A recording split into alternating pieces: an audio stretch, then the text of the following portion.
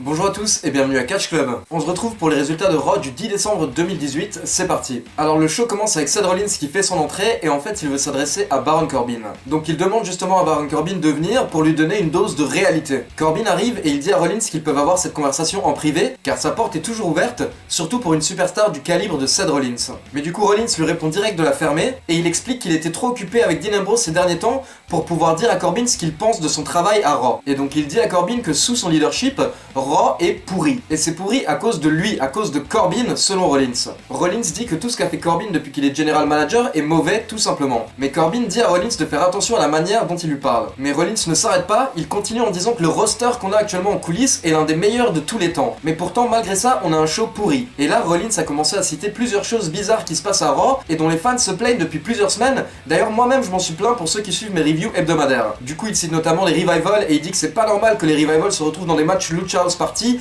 On comprend même pas ce que ça veut dire la règle Lucha House Party, donc merci Rollins de dire ça à la télé. Et il dit que les revivals devraient se battre normalement pour les titres par équipe. Après, il cite aussi les blagues sur le pipi et l'urine par rapport à Drake Maverick par exemple. Puis il se plaint du fait que Brock Lesnar n'est jamais là, il se montre juste quand il le veut. Et du coup, Rollins se demande mais où est Brock Lesnar? D'ailleurs, il demande à Baron Corbin s'il sait quand est-ce qu'était le dernier match de Brock Lesnar à Raw. Et donc là, pour info, il donne l'année. Le dernier match de Brock Lesnar à Raw, c'était en 2002. Donc Rollins continue en disant que le run de Baron Corbin en tant que General Manager a été une catastrophe, tout simplement un échec.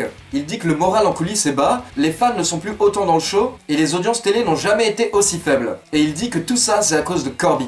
Mais bon, au final, Corbin n'en a pas grand chose à faire. Il dit à Rollins que la prochaine fois qu'il a des remarques, il peut les lui glisser sous la porte de son bureau. Et il dit que Raw, c'est son show et ça va le rester pour un long moment, et les choses ne vont que s'empirer pour Seth Rollins. Corbin continue en disant qu'il va bien battre Braun Strowman à TLC par abandon de Braun Strowman, et donc du coup, il va devenir le General Manager permanent de Raw. Mais il dit que c'est dommage que Braun Strowman soit blessé car il avait vraiment envie d'un TLC match. Corbin dit qu'il va emmener Seth Rollins en enfer à partir de la semaine prochaine jusqu'à ce qu'il démissionne. Mais du coup, Rollins lui dit pourquoi ne pas commencer ce soir, et il challenge Baron Corbin à un TLC match ce soir lors de Raw. A la base, Baron Corbin voulait refuser et donc Seth Rollins a commencé à le traiter de poule mouillée. Donc au final, Corbin s'est énervé et il a cédé. Il a accepté le TLC match ce soir face à Rollins, mais il a précisé que ce sera pour le titre intercontinental. Donc honnêtement, c'était un segment assez intéressant pour débuter le show. Et en fait, ce qui était marrant, c'est que Seth Rollins et Baron Corbin représentaient chacun d'autres personnes. Dans cet angle, en fait, Seth Rollins représentait les fans qui se plaignent depuis des semaines maintenant par rapport à la qualité de Raw. Et à côté de ça, Baron Corbin représentait en fait les scénaristes et Vince McMahon, ceux qui écrivent le show. Parce que ce n'est pas réellement de la faute de Baron Corbin si le show est aussi mauvais ces dernières semaines, c'est de la faute, comme je le répète, des scénaristes et apparemment principalement de Vince McMahon, car selon les journalistes américains, les 2 dernières semaines, c'est Vince McMahon qui a entièrement réécrit le show. Donc en fait, c'est marrant d'utiliser toutes les critiques des fans et de donner le micro à Seth Rollins pour que justement il puisse se plaindre de la part des fans. Donc personnellement, j'ai trouvé ce segment assez cool, ça te lance bien pour le reste du show. Alors ensuite, premier match de la soirée, on avait un match pour le titre par équipe, mais par contre avec une règle spéciale, avec une particularité. Donc c'était les AOP et Drake Maverick qui défendaient le titre contre Chad Gable et Bobby Roode. Donc c'est un 3 contre 2 au lieu d'un 2 contre 2 habituel, et Drake Maverick défend également les titres par équipe, alors qu'en soi il n'est pas vraiment champion par équipe, c'est les AOP qui sont champions. Donc bon, malheureusement on continue avec les règles de la division par équipe qui ne veulent rien dire en ce moment, et au final on a eu droit à un match qui a duré un peu plus de 8 minutes, et donc à la fin les AOP avaient le dessus, et ils ont porté leur combo Powerbomb Neckbreaker sur Chad Gable. Et donc à la fin les AOP avaient le dessus, ils allaient remporter le match, mais du coup Drake Maverick a demandé à faire le tag pour qu'il puisse porter le tombé sur Bobby Roode. Le problème c'est que quand il est rentré dans le ring, il a trop pris son temps, et du coup en fait quand il a essayé de porter le tombé à Bobby Roode l'a contré avec un petit paquet pour le compte de 3, et du coup c'est Bobby Roode et Chad Gable qui ont remporté le match et qui sont les nouveaux champions par équipe de Raw. Alors ensuite on enchaîne avec Natalya qui arrive sur le ring, et donc voilà, forcément c'était pour parler de Ruby Riott. Donc Natalya commence à parler du business et elle dit qu'elle aime ce business du catch, mais par contre Riott ne respecte pas ce business ni les personnes qui sont dedans. Elle dit que Riott a rendu les choses personnelles entre elles quand elle a cassé les lunettes du père de Natalya il y a quelques semaines. Donc pour rappel, le père de Natalya est un ancien catcheur de la WWE, Jim Deanville Neidhart, qui est malheureusement décédé il y a quelques semaines. Natalya explique qu'elle a dû se battre pour réussir au sein de la fédération, justement à cause de son nom de famille, et là elle revient sur l'affaire du Screwjob de Montréal, et elle explique que Bret Hart avait mis un coup de poing à Vince McMahon à l'époque. Tout ça c'est vrai d'ailleurs, c'était pas dans les histoires, du coup forcément c'était compliqué pour les Hart à la WWE par la suite, mais malgré tout Natalya a réussi à s'imposer au sein de la fédération. Et donc Natalya avait les larmes aux yeux, et elle a dit qu'elle dédiait le match qu'elle aura à TLC à son père. À ce moment-là, Riott a fait son entrée pendant que Liv Morgan et Sarah Logan amenaient une table qui était recouverte. Et donc Riott se moque de Natalya, elle dit qu'elle n'a pas besoin de respect, elle a besoin d'un bon psy, et elle ajoute que Natalya ne représente pas la famille Hart, mais elle salit en fait la famille Hart. Elle dit qu'elle sait qu'elle ne sera pas invitée à la Maison des Hart à Noël, mais malgré tout elle a un cadeau pour Natalya, et là elle enlève la bâche qui était sur la table à côté d'elle, et du coup on découvre une image du père de Natalya sur la table. Grosse réaction de la foule à ce moment-là qui était assez choquée, et Riot conclut le segment en disant que Natalya et son père seront plus proches que jamais une fois que Riot aura fait passer Natalya à travers cette table. Honnêtement, on en parlait récemment sur le fait de mêler la vie privée et la vie professionnelle des catcheurs. Je veux dire là par exemple on parle du père décédé de Natalya dans la rivalité, mais honnêtement moi hier soir le segment je l'ai trouvé assez intéressant. Je l'ai trouvé un peu choquant mais je l'ai trouvé bien fait. Honnêtement je m'y attendais pas à cette table avec l'image de Jim Neidhart dessus, et pour le coup j'ai trouvé que ce segment était pas mal. Et après comme l'ont dit plusieurs fans dans les commentaires, si Natalya est d'accord avec tout ça, moi je ne suis pas contre personnellement. Alors ensuite pour le second match de la soirée, on a le droit à un match entre Drew McIntyre et Dolph Ziggler, donc c'est un match retour de la semaine dernière. Pour info c'est Dolph Ziggler qui avait remporté le match la semaine dernière, suite à une intervention de Finn Balor. D'ailleurs pour info Finn Balor était absent hier soir lors de Raw, et en fait lors de Raw ils ont dit qu'il était blessé suite à l'attaque de Drew McIntyre la semaine dernière, mais ce n'est pas le cas du tout, il n'est pas blessé, en fait apparemment il est malade. Il est tombé malade le week-end dernier quand la WWE était en tournée je ne sais plus trop où, et du coup en fait il a été renvoyé aux États-Unis pour se soigner et pour être prêt à temps pour TLC. Et donc avant le match on a le droit à une petite promo de Drew McIntyre où il explique qu'il est le seul homme de la WWE et la seule personne dangereuse en fait au sein de la fédération. Il dit que grâce à lui, Raw est un endroit meilleur pour tout le monde et que les fans n'ont pas à l'aimer, mais en tout cas à la fin ils le respecteront. Puis il parle de Ziggler en disant que Ziggler est la personne qui s'apprête à se faire détruire la tête. Comme la semaine dernière on a le droit à un bon match entre les deux, par contre cette semaine c'était clairement Drew McIntyre qui a dominé, et en fait c'était un petit peu pour lui redonner sa victoire par rapport à la défaite de la semaine dernière. Du coup cette semaine il a remporté le match assez facilement avec un Claymore Kick en 8 minutes 30. Et donc après le match il s'est acharné sur Dolph Ziggler. D'abord il a attaqué dans le ring, il l'a d'ailleurs jeté contre le poteau de coin de ring, et après une fois qu'il était à l'extérieur et que les officiels essayaient de les séparer, Drew McIntyre lui a apporté un Claymore Kick. Ensuite troisième match de la soirée, c'était un match entre Bayley et Alicia Fox. Donc pour rappel les deux vont également s'affronter dans le Mixed Match Challenge. Donc le partenaire d'Alicia Fox c'est Jinder Mahal, et le partenaire de Bayley à la base c'était Finn Balor, mais comme je vous l'ai dit Finn Balor est malade, du coup il est remplacé par Apollo Crews. Et donc pendant le match justement Jinder Mahal et les Singh Brothers accompagnaient Alicia Fox, et ils ont essayé de distraire Bayley, du coup Apollo Crews a fait son entrée pour s'attaquer à Mahal et aux Singh Brothers. Et donc pendant ce temps, Bayley a pu remporter le match avec son Bayley to Bayley. Ensuite, on a droit à une interview en coulisses de Dean Ambrose par Charlie Caruso. Ambrose dit que Rollins veut toujours que le spotlight soit sur lui. Il dit qu'il le prouve encore ce soir en défendant son titre contre Baron Corbin alors qu'il a un match contre Dean Ambrose dimanche.